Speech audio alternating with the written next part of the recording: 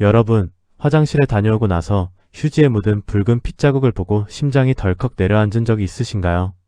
아니면 앉아있기만 해도 항문 쪽이 따끔거리고 화끈거려서 회의 시간이든 식사 자리든 마음 편히 앉아있을 수가 없으셨던 적은 없으신가요? 저도 가족 중 한 분이 이런 문제로 몇 달을 끙끙 앓다가 병원에 가서야 정확한 원인을 알게 된 적이 있습니다. 그런데 정말 놀라운 건 항문 통증을 일으키는 대표적인 세 가지 질환인 치액과 치열과 치루가 겉으로는 비슷해 보여도 원인과 치료법이 완전히 다르다는 사실입니다. 오늘은 이 세 가지를 정확히 구별하는 아주 간단한 방법을 알려드릴 텐데요. 그 핵심 열쇠는 조금 뒤에 말씀드리겠습니다. 끝까지 보시면 지금 겪고 있는 증상이 무엇인지 훨씬 명확하게 감이 잡히실 거예요. 먼저 왜 이 문제를 가볍게 넘기면 안 되는지 말씀드릴게요.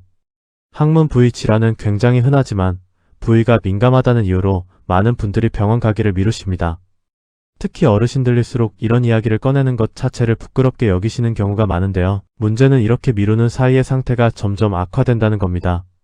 초기에는 가벼운 불편함으로 시작했다가 시간이 지나면 만성적인 통증이나 반복되는 염증으로 이어지는 경우가 적지 않습니다. 더 중요한 건 항문에서 나는 출혈을 무조건 치액이라고만 생각하고 넘기시는 분들이 많다는 점입니다. 이 사실을 모르고 계속 방치하시면 정작 확인해야 할 다른 문제를 놓칠 수 있어서 시간이 지날수록 손해가 쌓일 수 있습니다.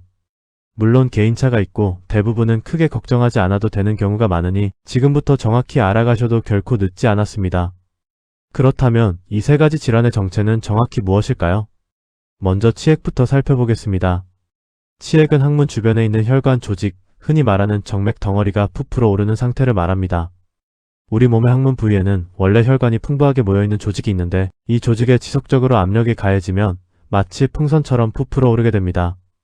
변비로 인해 배변할 때 힘을 과도하게 주거나 화장실에 오래 앉아있는 습관, 임신이나 출산으로 인한 골반 내 압력 증가, 그리고 나이가 들면서 조직을 지탱하는 힘이 약해지는 것 모두가 치액을 일으키는 원인이 됩니다. 치액의 가장 대표적인 특징은 대부분 통증이 심하지 않으면서 밝은 붉은색 피가 난다는 점입니다. 배변 후 휴지에 피가 묻거나 변기물이 붉게 물드는 정도인 경우가 많고 항문 밖으로 무언가가 튀어나오는 느낌이나 가려움을 동반하기도 합니다. 다만 혈관 덩어리 안에 피가 굳어 혈전이 생기면 갑자기 극심한 통증이 나타날 수 있다는 점은 꼭 기억해 두셔야 합니다. 잠깐 여기서 많은 분들이 놓치는 실수 하나를 짚고 넘어가겠습니다. 항문에서 피가 난다고 해서 무조건 치액이라고 스스로 진단하고 넘어가시는 경우가 정말 많습니다. 그런데 치열, 즉 항문이 찢어지는 상처는 증상이 전혀 다릅니다. 치열은 딱딱하고 굵은 변을 볼 때 항문 안쪽 피부가 살짝 찢어지면서 생기는 상처입니다. 만성 변비뿐 아니라 오히려 반복되는 설사도 치열의 원인이 될 수 있습니다. 치열의 가장 큰 특징은 배변할 때 칼로 베이는 듯한 날카로운 통증이 나타나고 그 통증이 배변 후에도 몇십 분에서 몇 시간까지 지속된다는 점입니다. 출혈이 있더라도 치액처럼 뭉근하게 나오는 것이 아니라 변 표면에 선명하게 줄무늬처럼 묻어 나오는 경우가 많습니다. 항문 근육이 놀라서 저절로 조여드는 경련이 함께 나타나기도 하는데 이 경련이 다시 상처 부위를 자극해서 잘 낫지 않는 악순환을 만들기도 합니다. 세 번째로 치료에 대해 말씀드릴게요. 치루는 앞서 말씀드린 두 질환과는 조금 다른 방식으로 생깁니다. 치루는 항문 안쪽과 바깥 피부 사이에 원래 없어야 할 비정상적인 통로, 쉽게 말해 작은 굴이 생기는 상태입니다. 대부분은 항문 주변에 고름이 차는 항문 농양이 먼저 생기고 이 농양이 터지거나 치료된 후에도 그 통로가 완전히 막히지 않고 남아서 치루로 이어지는 경우가 많습니다. 치루의 특징은 통증보다는 지속적으로 분비물이 나온다는 점입니다. 속옷에 누런 분비물이나 피가 섞인 액체가 묻어나고 항문 주변 피부가 짓무르듯 자극을 받아 가렵고 따가운 느낌이 계속됩니다. 게다가 염증이 반복되면서 붓고 열감이 느껴지는 경우도 있습니다. 여기서 정말 중요한 사실 하나를 말씀드릴게요. 치액이나 치열은 생활습관 개선과 보존적 치료로 좋아지는 경우가 많은 반면 치루는 이 작은 통로가 스스로 막혀서 저절로 낫는 경우가 매우 드뭅니다. 그래서 치루가 의심된다면 반드시 전문의의 정확한 진단과 처치가 필요합니다. 자, 이제 처음에 약속드렸던 세 가지를 구별하는 가장 간단한 방법을 알려드릴게요. 통증의 타이밍과 분비물의 형태, 이 두 가지만 기억하시면 됩니다. 배변할 때는 별로 아프지 않은데 밝은 피만 보인다면 치액일 가능성이 높고 배변할 때 칼로 베이듯 날카롭게 아프고 그 통증이 한참 지속된다면 치열을 의심해 볼 수 있습니다. 그리고 통증은 크지 않은데 계속해서 진물이나 고름, 비슷한 분비물이 나온다면 치료를 의심해 볼 필요가 있습니다.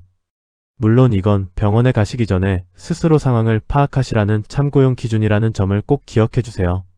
실제 진단은 학문 전문의가 직접 눈으로 확인하고 필요하면 간단한 검사를 통해서 내리는 것이 정확합니다.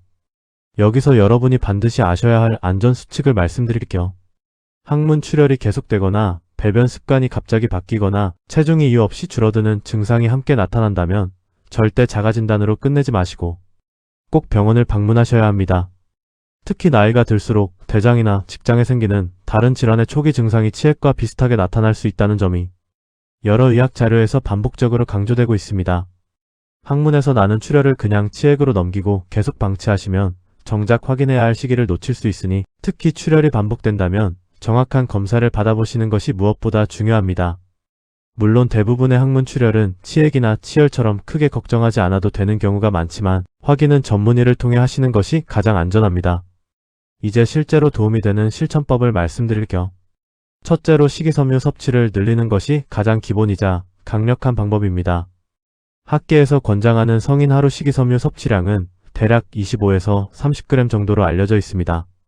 여러 연구를 종합한 문헌 검토에서는 식이섬유를 충분히 섭취했을 때 치액 증상이 계속되는 비율이 상당히 낮아진다는 결과가 확인된 바 있습니다. 현미밥이나 잡곡밥, 미역국이나 시금치나물, 고구마 같은 익숙한 한식 재료들만 잘 챙겨 드셔도 충분히 실천 가능합니다. 아침에 눈을 뜨자마자 물 한 잔을 천천히 마시는 것부터 시작해서 하루 동안 물을 6에서 8잔 정도 나누어 마시면 변이 부드러워지는데 큰 도움이 됩니다. 둘째로 배변 습관을 바꾸셔야 합니다. 화장실에서 스마트폰을 보면서 오래 앉아 계시는 습관은 항문 부위에 지속적으로 압력을 주기 때문에 반드시 고쳐야 할 습관입니다. 배변 시간은 5분 이내로 정해두시고 변이 나오지 않으면 억지로 힘주지 말고 자리에서 일어나시는 것이 좋습니다. 셋째로 좌욕이 정말 큰 도움이 됩니다. 잠깐 여기서 온도를 꼭 주의하셔야 하는데요. 뜨거운 물이 아니라 38도에서 40도 정도의 따뜻한 물에 10분에서 15분 정도 항문 부위를 담그시는 것이 가장 효과적입니다. 따뜻한 물이 서서히 근육을 풀어주면서 혈액순환이 원활해지고 통증과 염증이 서서히 가라앉는 것을 느끼실 수 있습니다. 넷째로 가벼운 걷기 운동은 장 운동을 도와주지만 무거운 물건을 들거나 배에 힘이 들어가는 근력 운동은 증상이 있는 동안에는 피하시는 것이 좋습니다. 이제 일주일 동안 실천할 수 있는 계획을 짧게 정리해드릴게요. 첫째 날에는 현재 물과 식이섬유 섭취량을 그냥 한번 돌아보시고 둘째 날부터는 매 끼니에 나물 반찬이나 잡곡을 하나씩 추가해보세요. 셋째 날에는 물 마시는 시간을 아침, 점심, 저녁으로 나누어 규칙적으로 챙기시고 넷째 날부터는 배변 후 따뜻한 좌욕을 시작해 보시기 바랍니다. 다섯째 날에는 화장실에 머무는 시간을 5분 이내로 줄이는 연습을 하시고 여섯째 날에는 30분 정도 가볍게 걷는 시간을 만들어 보세요. 그리고 일곱째 날에는 지난 일주일 동안 증상이 어떻게 변했는지 스스로 점검해 보시고 여전히 출혈이나 통증, 분비물이 계속된다면 지체 없이 병원을 찾아 정확한 진단을 받으시길 권합니다. 물론 체질에 따라 회복 속도는 다 다릅니다. 어떤 분은 며칠 만에 눈에 띄게 편해지시기도 하고 어떤 분은 몇 주가 걸릴 수도 있습니다. 그러니 조급해하지 마시고 꾸준히 습관을 유지하는 것이 가장 중요합니다. 그리고 증상이 심하거나 약물을 처방받아 사용하고 있다면 스스로 판단해서 중단하지 마시고 반드시 담당 의사와 상의하시길 바랍니다. 항문 건강은 부끄러워할 문제가 아니라 누구나 겪을 수 있는 아주 흔한 건강 이슈입니다. 오늘 알려드린 내용을 참고하셔서 자신의 증상을 조금 더 정확히 이해하시고 필요할 때는 주저하지 말고 전문의를 찾아가시길 바랍니다. 오늘부터 작은 습관 하나씩 바꿔가시면 분명 몸이 달라지는 걸 느끼실 수 있을 거예요. 도움이 되셨다면 구독과 좋아요 눌러주시고 주변에 비슷한 고민을 하시는 분이 계시다면 이 영상을 꼭 공유해 주시기 바랍니다.